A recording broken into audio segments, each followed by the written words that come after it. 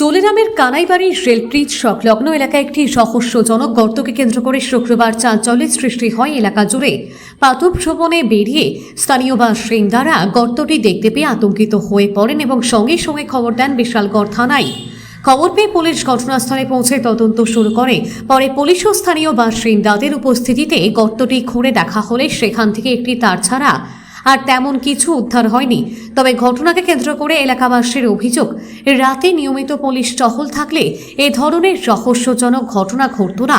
পুলিশের টহলদারি নিয়ে প্রশ্ন তুলেছেন স্থানীয়রা। ঘটনার প্রকৃত কারণ জানতে তদন্ত চালিয়ে যাচ্ছে পুলিশ।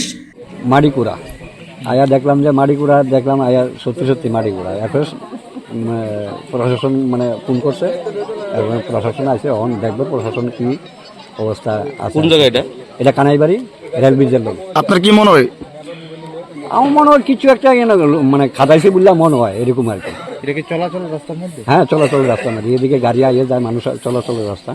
আচ্ছা, রাত্রেবেলা কি এই জায়গাটার মধ্যে কোনো অন্য কোনো গাড়িটা? হ্যাঁ, আইয়ে অনেক সময় গাড়ি আইয়া সেটাই এনে গাড়ি ঘোড়া এখান থেকে গাড়ি ঘোড়াইয়া যায়, বা অনেক সময় এনে রাখা অনেকের আত্মীয় স্বজনের বাড়ি যায়।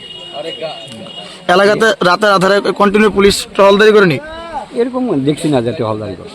Bureau report, S Bharat live 24।